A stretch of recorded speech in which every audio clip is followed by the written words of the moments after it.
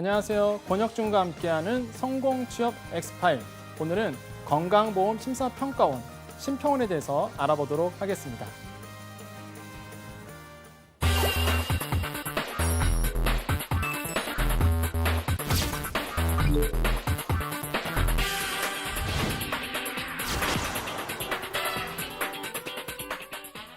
자, 건강보험 심사평가원입니다. 여러분 지금 자료를 보시면 어떤 느낌을 받으세요? 제가 항상 그 강의안을 준비하면서 그 기업에 아니면 그 기관의 컬러죠. 대표적인 컬러와 조금 프레젠테이션을 동일시하고 있죠. 지금 보면 어떤 색깔이신가요? 파랑색이죠. 예, 바로 심평원의 기본적인 색깔입니다. 그래서 한번 준비를 해봤는데, 자, 한번 볼까요? 먼저 기업 분석 보면 이렇게 민들레 모양 디자인 좀 굉장히 이쁘죠. 여러분 심평원을 뭔가 이렇게 말 그대로 표현하는 것 같아요. 자, 기관 분석 잠깐 들어가 볼게요. 어떤 기관인지 알아야 되잖아요. 우리가 심평원은 이제 면접을 보셔야 될 텐데 어떤 기관인지, 왜 제가 이렇게 민들레 모양 하면서 뭔가 이렇게 자연스럽고 그다음에 뭔가 건강한 이미지를 자꾸 주려고 했을까? 그리고 왜 파란색일까? 어떤 기관일까? 한번 볼까요? 자, 설립일은요 2000년 7월 1일입니다. 기관장은 김승택. 사실 이 프로그램 그 PD님 이름하고 똑같아요. 그래서 깜짝 놀랐어요. 제가 이렇게 김승택 기관장이시고요. 매출액 봤더니요 3,700억 원 돼 있습니다. 그래서 영업이익은 한 531억, 당기순이익은 581억 이렇게 돼 있는데요. 제가 항상 누누이 강조드리죠. 공공기관은 뭐 매출액 중요한가요? 영업이익 중요한가요? 당기순이익 중요해요? 오히려 보세요. 영업이익이 어떻게 됐어요? 531억인데 당기순이익은 581억이에요. 더 높아졌어요. 네, 보통 기업 입장에서는 사실 이렇게 드물죠. 근데 공공기관이기 때문에 이게 가능한 거고요. 사실 공공기관은 매출액 이런 것보다 설립 취지 목적, 그다음에 어떤 일을 하는지, 어떤 공공성을 띠고 있는지가 가장 중요하다고 말씀을 드립니다. 자, 보니까요. 기관 구분 가봤더니 준정부기관, 위탁 집행형이다. 인원 현황은 3,222명 그렇게 돼 있고요. 연봉은 한 5,000에서 7,000 사이 정도로 포지션 돼 있습니다. 여러분, 저 기관 설명을 계속 해드릴 텐데 굉장히 저는 심평원 보면서 특징적인 게 굉장히 많습니다. 그걸 좀 설명해 드릴 텐데요. 일단 설립 목적 제가 중요하다고 말씀드렸습니다. 공공기관은 굉장히 설립 목적이 중요하기 때문에 요양급여 비용을 심사하고 요양급여의 적정성을 평가하여 국민보건 향상과 사회보장 증진에 기여함을 목적으로 설립되었다라고 말씀을 드리겠습니다. 자, 공공기관은 항상 빠지지 않는 게 국민보건, 뭔가 보건과 관련된 거면 항상 공공성이 띕니다. 그래서 하는 일도 그런 일이고요. 또한 여러분께서 입사를 하셔서 취업을 하셔서 실제적으로 여러분의 아이덴티티, 그러니까 정체성이 이런 어떤 만약에 심평원이라면 국민 보건 양상과 맞물려 있다는 사실, 그런 마인드로 입사의 어떤 면접을 보셔야 되겠죠. 주무기관은 보건복지부고요. 연역 잠깐 볼까요? 쭉 보면은요, 뭐 외울 필요 있나요? 그냥 이렇게 흘러오던 히스토리인데 2000년도에 건강보험 심사평가원이 출범했다는 사실과 15년도에 원주 혁신도시로 이전했다는 사실. 그래서 원주 가보시면 이렇게 서 있는 빌딩 하나 있는데요. 그게 바로 심평원이다. 건물도 이뻐요. 그래서 심평원이 원주 혁신도시에 있다는 사실 기억해 주시고, 여러 가지 뭐 기관 히스토리 같은 경우에는 그냥 굳이 뭐 우리가 뭐 외우거나 그럴 필요는 전혀 없는 거겠죠. 그냥 이렇게 흘러왔다는 정도만 아시면 되겠고, 자, 또 볼까요? 주요 기능 및 역할은 중요하죠. 어떤 일을 하는지. 자, 요양급여 비용의 심사를 하고요. 요양급여의 적정성에 대해서 평가하죠. 주요한 일이죠. 심사 및 평가 기준을 개발하고, 그죠? 환자 분류 체계를 개발하고요. 다른 법률에 의해 유탁받는 진료비의 심사 평가하고, 요양급여 대상 여부의 확인 업무, 심사 평가 업무와 관련된 조사 업무, 이런 국제 협력, 교육 홍보 등을 하고 있습니다. 주요 기능 역할은요, 사실 여러분께서 들어가셔서 할 일들이기 때문에 기본적으로 조금 이해를 하셔야 되고요. 문장이 그렇게 어렵진 않아요. 여러분 기본적으로 뭐 전문 용어도 있는 게 아니다 보니까 기본적으로 이렇게 몇 가지 말씀드리면 이해를 하실 것 같습니다. 근데 주요 사업은 좀 중요해요. 실제 주요 기능과 주요 사업은 전혀 다릅니다. 여러분 주요 기능이 이런 기능이 있다면 과연 들어가서 여러분께서 어떤 사업을 할 건가, 어떤 직무가 있느냐, 이거를 실제적으로 공시 자료를 보면 우리가 좀 힌트를 얻을 수 있겠죠. 뭐냐면 주요 사업은요, 진료비 비용 심사를 하고요. 기본적으로 하는 일이 의료 적정성 평가를 하고요. 그다음에 정책 지원 및 개발을 하고요. 경영 지원하고요. 보건 의료 서비스 지원하고 자동차 보험 심사 운영도 합니다. 그다음에 발행 프로젝트 추진도 실제적으로 했다. 자, 비율을 볼게요. 자, 진료비 심사는요. 전체 예산에서 4% 정도 차지하고요. 그다음에 적정성 평가는 한 10% 정도 이렇게 차지하고 있습니다. 정책 지원 16%, 경영 지원이 한 49% 정도. 그다음에 총 예산에서 쓰고 있는 거죠. 이렇게 보건의료 서비스 지원은 3%, 그다음에 자동차 심사, 보험 심사 같은 경우에는 6%, 발행 프로젝트는 한 3% 정도 차지하고 있고요. 사실 제가 왜 이렇게 좀 퍼센테이지를 정리했냐면 18년도 예산을 기준으로 했는데 과연 어떻게 돈이 쓰이는지, 우리의 세금이 심평원에서 어떻게 쓰고 있는지를 우리가 힌트를 얻을 수 있고, 그 얘기는 뭐예요? 그렇죠. 여러분께서 실제적으로 하는 일이 어느 정도의 중요성이 있는지에 대해서 각 직무마다 파악을 하기 위해서 말씀을 드린 겁니다. 발행 프로젝트는 좀 이따가 제가 다시 한번 설명해 드릴 텐데요.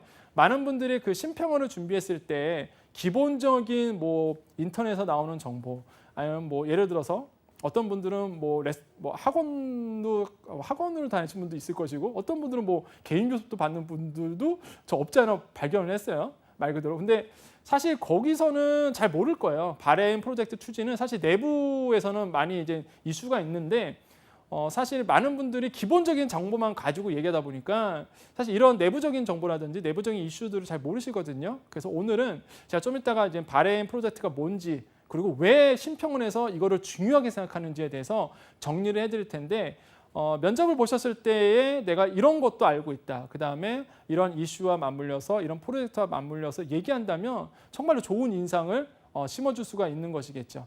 자, 일단 주요 사업 말씀드렸고요. 경영 목표 볼까요?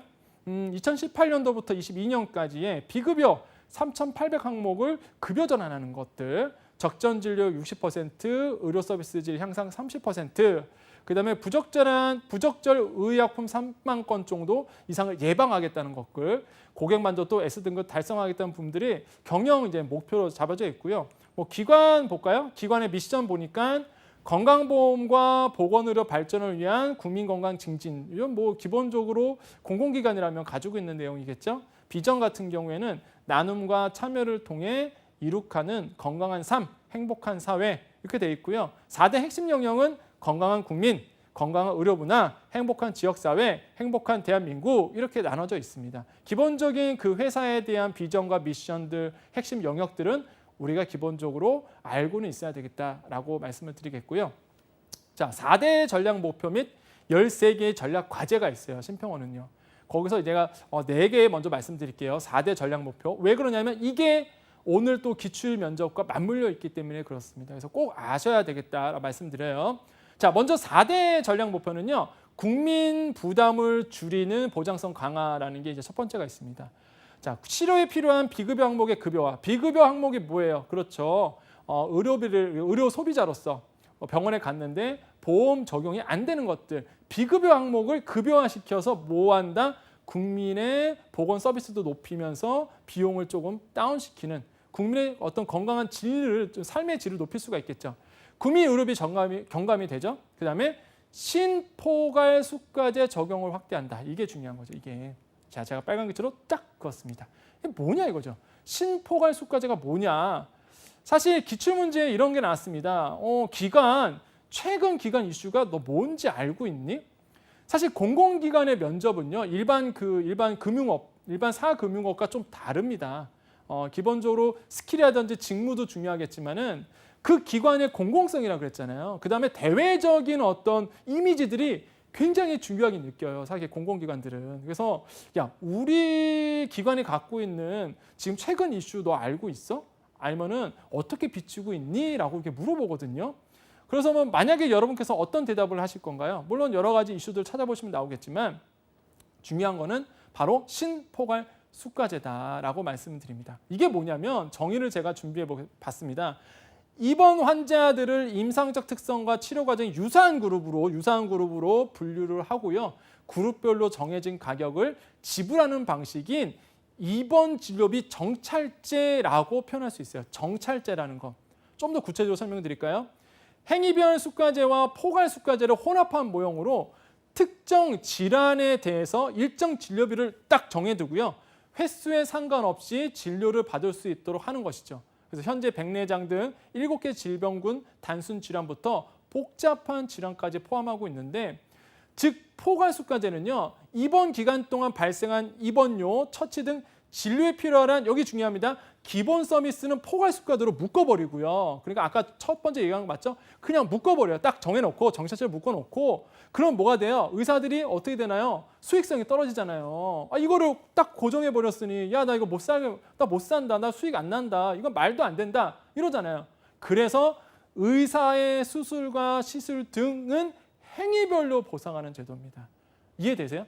그러니까 기본적으로 야 이거는 딱 급여로 그냥 묶어버리는 거예요. 딱 그러면은 기본적으로 반발이 일어나거든요. 병원 입장에서는 수익성이 떨어지다 보니까. 그러면 야, 의사의 수술과 시술 등은 행위별로 내가 해줄게라고 나온 게 신포괄 숙가제입니다. 근데 이게 왜 중요하냐? 이게 좀 중요한데, 일단 시범 기간이 있었어요. 이게 많은 분들이 제가 신포괄 숙가제 얘기하면은 이게 요즘에 생긴 줄 아는데 사실 그렇지는 않습니다. 이 제도는요, 2009년 4월에 국민건강보험공단 일산병원에 20개 질병분야에 대해서 시범 사업을 시작했어요. 이미 10년 전에 했습니다. 이미 10년 전에 시범 사업을 진행해서 현재 어떻게 되고 있냐면 1차, 2차, 3차 연장까지 하고 있어요. 처음에 당연히 이제는 공단병원이죠. 일산병원. 이 정도는 알고 계시죠? 예. 공단의 일산병원에서 처음자로 이제 시범 운영을 했고요. 이게 점차적으로 늘어나고 있죠. 늘어나고 있어서 현재의 3차 연장까지 와 있다라는 사실 볼 수가 있겠고요. 자, 이게 왜 중요하냐 이거죠. 특징이 어떤 특징을 가지고 있길래 제가 왜 여러분께 신평원을 준비했을 때 이 신포괄 숙가제를 알아야 되느냐 말씀드린 건데, 문재인 정부 출범 이후에요, 보장성 강화 정책 일환으로서 신포괄 숙가제가 주목을 받았습니다. 예, 그 다음에 이에 보건당국은요, 문재인 케어 굉장히 중요하죠. 뭐 국민건강의료공단이라든지 기본적으로 공공기관 같은 경우에는 이거 아셔야죠. 문재인 케어 모르면 정말로 힘듭니다. 왜? 문재인 케어의 중추적인 역할을 할 수 있는 게 뭐다? 써져 있죠. 신포괄 숙가제 확대 적용이 어떤 말 그대로 문재인 케어의 핵심적인 어떤 기능을 할 수가 있다. 그래서 이거를 좀 스피디하게 2009년도에 1차 시범을 했는데 아직까지도 지금 끌고 있는 부분이 있잖아요. 그래서 이걸 스피디하게 진행하는 부분, 그래서 속도를 내고 있다. 앞서 그 대한의사협회 제가 말씀드렸잖아요. 의사에서 조금, 그러니까 의사들이 싫어한다. 의료계 일각에서요, 수익 감소와 진료 왜곡 등을 이유로 정부의 신포괄 숙가제 확대에 강하게 반발해 왔는데, 하지만 최근 정부가 이런 정책을 냈습니다. 가산, 그러니까 정책 가산 등 당근책을 이제 제시했고요. 이후에 제도에 참여하는 병원들이 늘고 있고, 신평원은 민간병원의 신포괄 숙가제 시범 사업에 참여할 경우 아까도 말씀드렸습니다. 새로운 숙가 모형을 개발하겠다. 그 다음에 최대 30%의 정책 가산을 주겠다는 당근책을 제시했거든요. 그래서 조금 더 의료 법인들이 이걸 좀 채택하고 있다, 좀 늘어나고 있는 추세다라고 말씀을 드리겠습니다. 자, 여기서 제가 중요한 거 포인트 드렸죠. 뭐예요? 특징에 문재인 정부가 문재인 케어를 진행하는 데에서 기본적으로 문재인 케어가 성공하려면 어떻게 해야 되겠냐 봤더니 뭐예요? 신포괄 숙가제가 정말 중요한 중추적인 역할을 할 수가 있겠구나. 그래서 이거를 기본적으로 밀어붙이고 있다는 사실. 그럼 신평원에서 입사를 하셔야 되고 신평원에 들어가셔야 되는데 이러한 이슈들을 모르면 안 된다는 거죠. 그래서 신평원 내부 이슈를 말씀드리면 신평원 관계자는요, 이런 얘기를 했습니다. 입원 환자의 경우요, 내가 만약에 입원한다고 보세요. 신포괄 숙가제 적용 병원을 이용하면요, 치료에 필요하나 아직 건강보험을 적용받지 않는 비급여 항목, 이것까지 보험 적용이 돼서 입원 진료비가 줄어들 수가 있다는 것을 강조하고 있어요. 무슨 얘기예요? 내가 입원하는데, 아니면 우리 부모님들이 입원을 하는데 이게 신포괄 숙가제를 적용하지 않는 병원 가면 비급여 항목 같은 경우는 굉장히 비싸잖아요. 검사도 비싸고 진료 방법도 굉장히 비싼데 이거를 보험 적용 가능하니까 민간에 있는 기본적으로 국민의 어떤 보건 질 서비스가 높아진다. 그런 얘기잖아요. 근데 이게 뭐와 맞물려 있어요? 그렇죠. 문재인 케어와 맞물려 있기 때문에 그렇습니다. 제가 자꾸 문재인 케어 하면 문재인 대통령님 케어 안 하는 이유 아시겠죠? 그냥 고유 명사예요. 혹시 오해 말아 주시기를. 문재인 케어는 그냥 고유 명사이기 때문에 문재인 케어와 맞물려 있어요, 이게. 그리고 또 볼까요?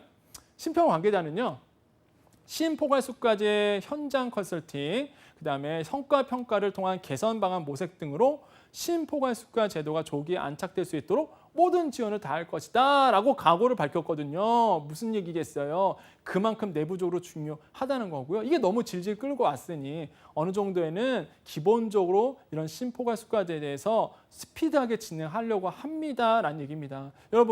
여러분께서 이제 들어갈 조직이고요. 이제 여러분께서 가서 일해야 할 곳입니다. 심포괄수가제 모르면 이 내부 이슈에 대해서 모르면 여러분 어떻게 되겠어요? 말할 스토리가 좀 없어지겠죠. 그래서 여러분 만약에 면접장 가셔서 비슷한 질문이라든지 비슷한 이슈가 나온다면 이렇게 심포괄수가제에 대한 이야기를 하면서 자연스럽게 여러분의 어떤 스토리로 이끌어 가시면 돼요. 면접위원들이 이제는 말 그대로 꼬리에 질문을 던질 수가 있습니다. 기본적으로 구조화 면접을 공공기관은 구조화 면접이기 때문에 뭐 질문이 나올 수 있거든요. 그럼 이렇게 얘기를 할 수가 있겠죠. 그래서 심포괄수가제가 뭐고 그다음에 지금 이슈와 어떻게 맞물려 있고 내부 이슈가 무엇인지에 대해서 우리가 정리를 꼭 해둘 필요가 있겠다라고 말씀을 드리겠습니다. 자, 그래서 쭉 볼까요? 의료의 자율성과 질을 높이는 심사평가 실현한다. 두 번째 이제 전략 목표겠고요. 쭉 보시면 또 중요한 얘기가 나오는데 의료 자율성 제고를 위한 심사평가 체계 구축하겠다. 그다음에 빅데이터 기반의 AI를 통한 심사 시스템 고도화하겠다. 이런 부분이 있어요. 그러니까 이게 인간이 할 수 있는 힘은 벅차거든요. 실제적으로 심평을 해서 하는 일에 대해서 이제는 빅데이터를 통해서 업무 효율성을 높이고 특히 AI를 도입돼서 기본적으로 인간이 할 수 있는 어떤 실수들을 AI를 통해서 공정한 심사평가를 하겠다. 이런 부분이거든요. 진료비도 지급할 때도 마찬가지고 그래서 이런 포인트가 좀 있다는 그러니까 뭔가 맞물려 있지 않으세요? 4차 산업혁명이 단순히 민간에게만 어떤 영향을 미치는 게 아니라 이제는 공공기관까지도 미치고 있다는 사실 이 부분은 좀 이따 제가 또 한 번 말씀드릴 겁니다. 자, 국민 중심의 의료 서비스 환경 조성이 되고 있다. 지역 의료 활성화를 위한 수가 체제 개선한다.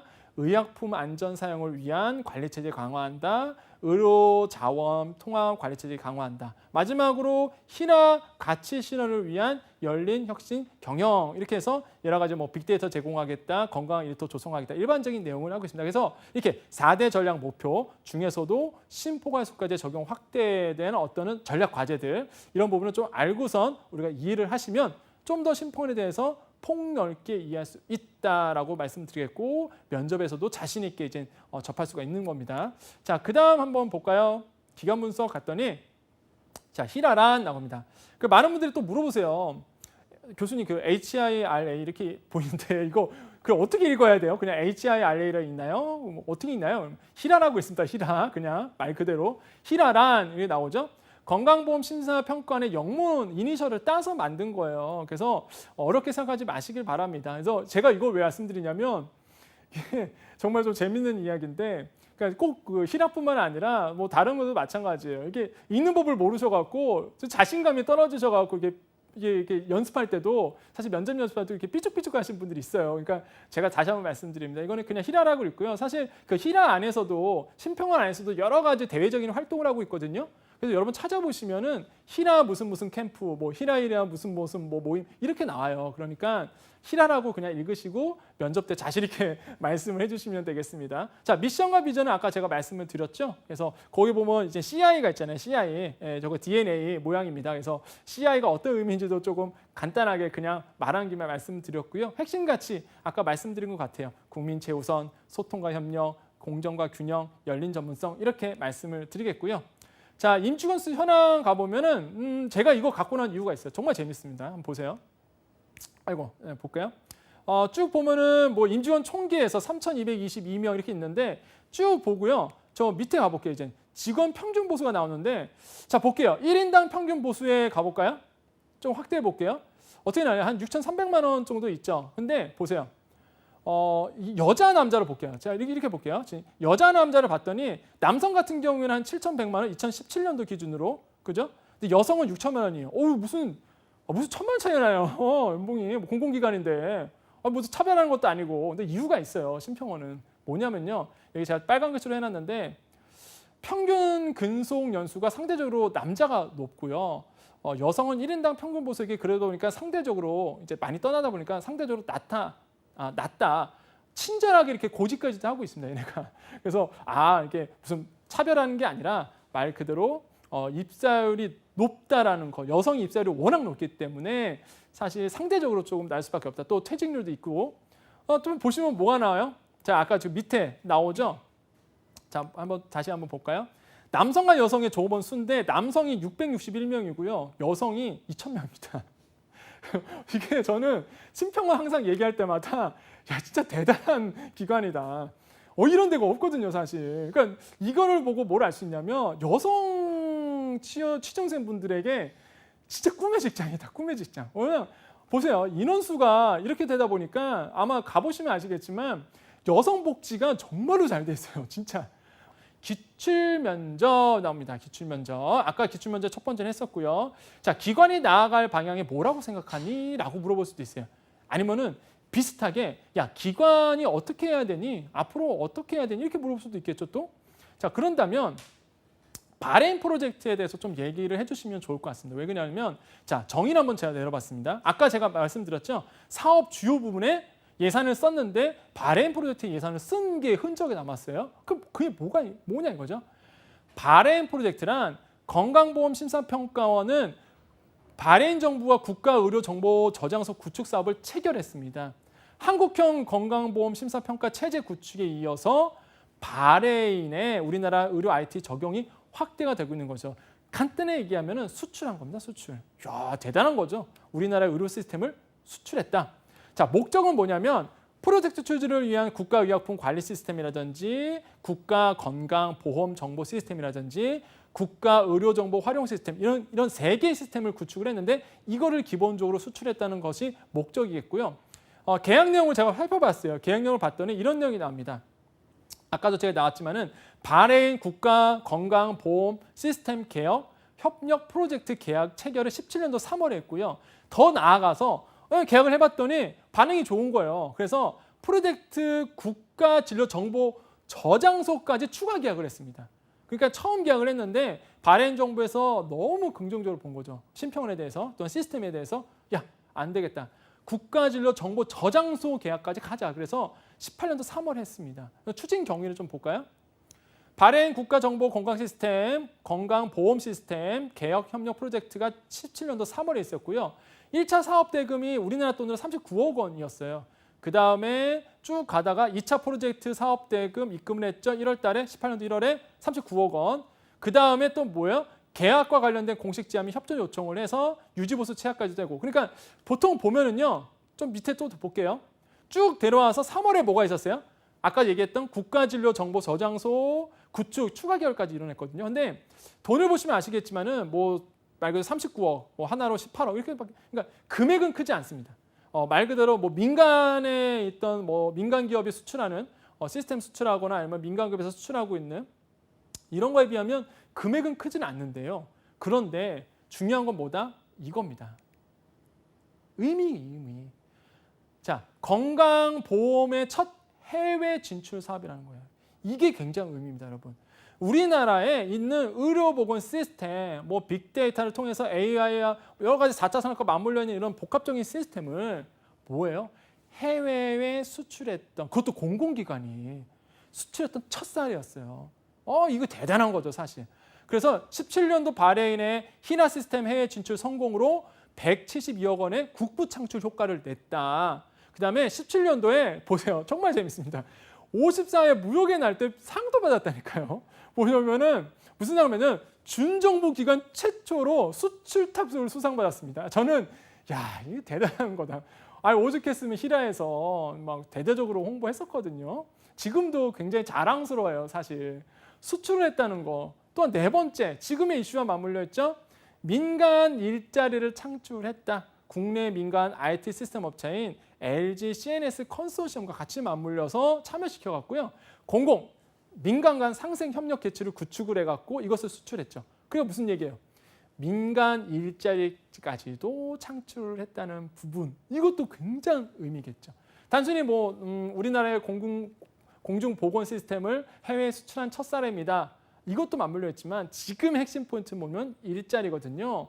이런 민간 업체와의 컨소시엄과 함께해서 민간 일자리까지도 창출했다는 부분. 이 부분이 정말 핵심이다. 이러한 결과로 일자리 창출 효과와 경제 활성화, 나아가서 대한민국 보건의료 산업과의 동반이 진출됐다는 부분이 있습니다. 그러면 이게 왜 중요하냐? 이게 왜 중요하냐는 거죠. 아까도 의미 말씀드렸잖아요.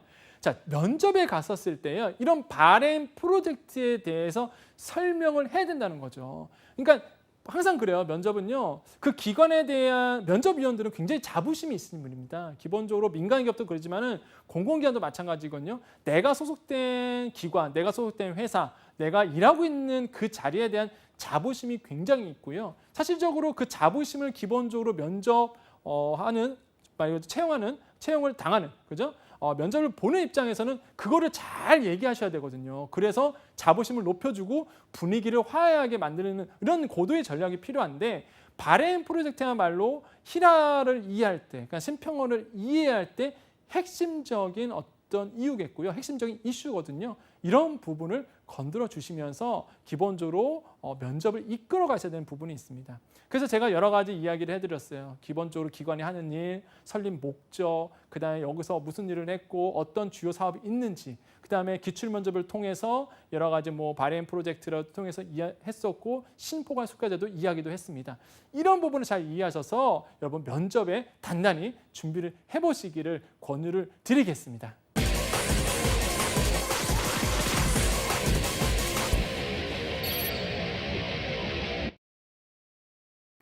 자, 심평원, 그러니까 건강보험 심사평가원에 대해서 우리가 알아봤는데요. 기본적으로 우리가 봤을 때 그 기관에 대한 주요 사업들, 그 다음에 어떤 특징을 가지고 있는지도 중요하겠지만 내부적인 이슈들, 그 다음에 기본적으로 면접에 예상되는 질문들, 예를 들어서 중요한 사업군들을 정리하셔서 포인트별로 정리해 주는 게 굉장히 중요하다고 말씀을 드리겠습니다. 여러분, 이 자리에 빌어서 꿈의 직장이라고 표현하기에는 너무 많이 꿈의 직장이 많아서 좀 그렇지만은 정말로 심평원이야말로 많은 취준생분들이 가고 싶어하는 꿈의 직장이거든요. 이런 꿈의 직장에 여러분 한 발자국 앞서 나가기를 권유하면서 우리 그 성공취업 엑스파일이 여러분의 친구가 되어드리니까 함께 하시면서 여러분 꼭 성공취업에 힘내시기를 권유드리겠습니다.